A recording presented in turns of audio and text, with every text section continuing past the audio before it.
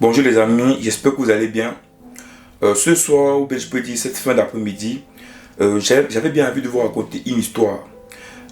Parce que dans cette vidéo, je vais parler de l'infériorité africaine, mon combat. Parce que j'ai vécu une histoire d'un ami, c'est pas mon histoire à moi, d'un ami qui s'est rendu au Cameroun. Et il faut dire que ça fait partie des choses qui m'ont fait me lancer sur YouTube. Et donc, j'avais un ami qui est parti l'année passée au Cameroun. L'année passée au Cameroun pour présenter sa femme, et bon, sa copine, s'il faut dire comme ça, et son enfant à sa famille au Cameroun. Sa femme, ou bien sa copine, pardon, pas dire sa femme, c'est trop dit. Sa copine est une blanche, c'est une jeune blanche, toute belle, voilà, une belle, très belle, voilà, jolie, voilà. Et donc, quand il décide d'aller au Cameroun pour rejoindre, pour présenter sa conjointe et son enfant, sa famille, il décide donc de prendre un appartement meublé dans un quartier chic de Douala. Bon, Bonapriso, pour ceux qui connaissent un peu Douala, ils doivent savoir Bonapriso. C'est un quartier chic de Douala où on recoupe généralement des personnes qui ont assez de moyens. Donc voilà, il décide de prendre un appartement meublé là-bas avec sa copine. Et donc un appartement meublé, je crois, c'était de 6 étages, voilà, 6 étages. Où il y avait ascenseur, voilà, coupe électrogène, climatiseur, voilà, tout ce que vous pouvez connaître un peu comme, comme modernité dans un immeuble en Afrique, au Cameroun particulièrement.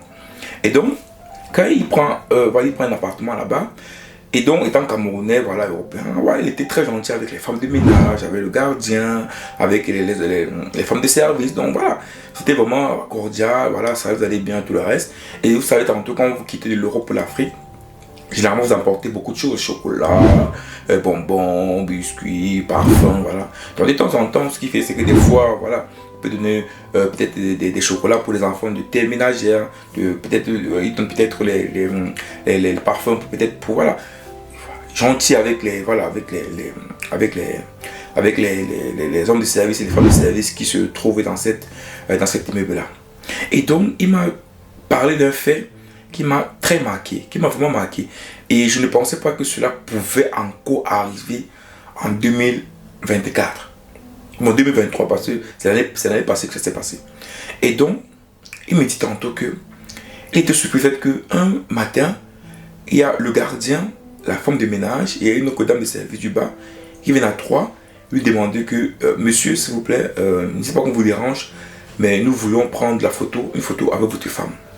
Votre conjointe, pardon, et il dit, mais pourquoi vous voulez prendre une photo avec ma conjointe? Ça le fait un peu bizarre. Il me dit, non, juste qu'on veut prendre la photo avec la blanche. Pourquoi vous voulez prendre la photo avec la blanche? Il dit, voilà, c'est bien, c'est cool, voilà, on se filme avec la blanche et tout le reste. Et il était tellement surpris qu'il m'a expliqué cela. Il a dit, putain, comment des personnes peuvent venir connaître son appartement? Je te vous fais les photos avec la blanche. Après, il a accepté, il n'a pas refusé cela. Voilà, c'était amicalement, cordialement. Mais ça l'a touché, ça l'a marqué. Il a dit, les Africains sont arrivés à un niveau où ils voient une blanche, ils veulent faire une photo avec la blanche. Parce que c'est la conjointe de mon ami, donc c'est pas comme ça on dirait que c'est pas Lionel Messi, c'est pas Cristiano Ronaldo, voilà.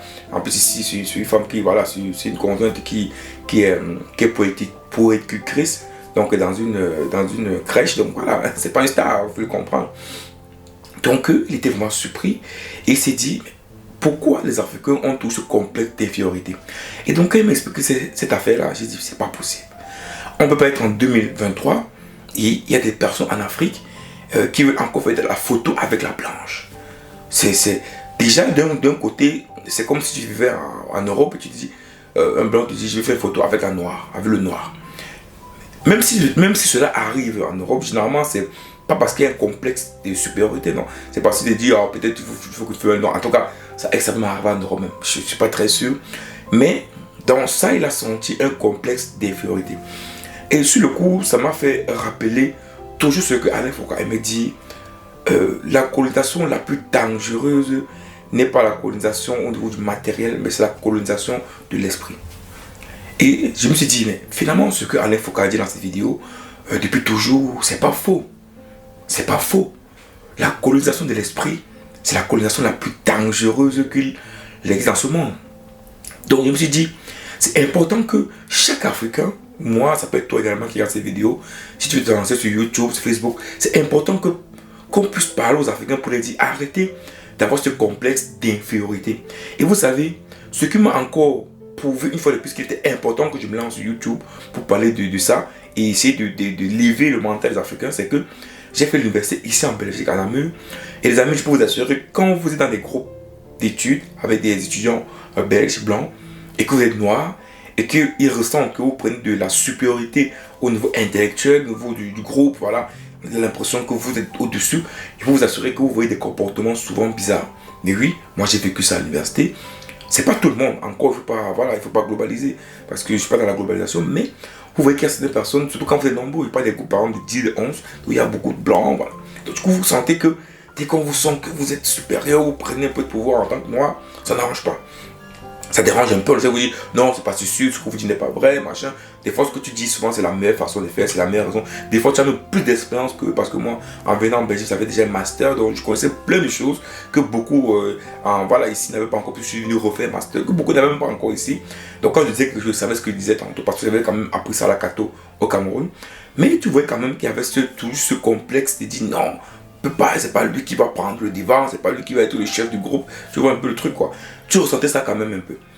Et donc, tout ça m'a fait penser que c'est important que chaque personne, c'est pas besoin d'avoir 10 000, 1 million de personnes, 100 millions de personnes qui vous suivent, non.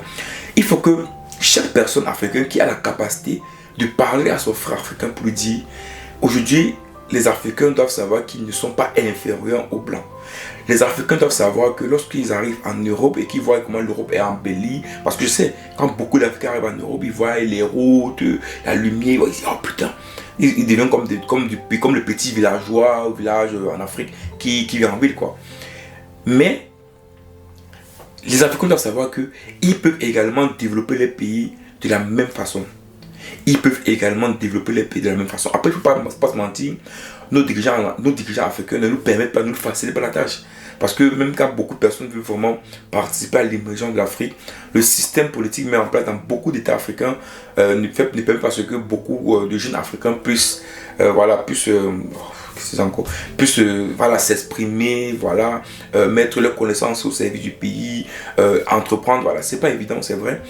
Mais je sais une chose, c'est que si les jeunes Africains commencent à savoir qu'ils ont autant d'intelligence que du jeune blanc qui est en Europe, même comme le contexte, même comme l'environnement n'est pas la même, parce qu'il ne faut pas le mentir, l'environnement en Europe est beaucoup plus propice par rapport à l'environnement en Afrique.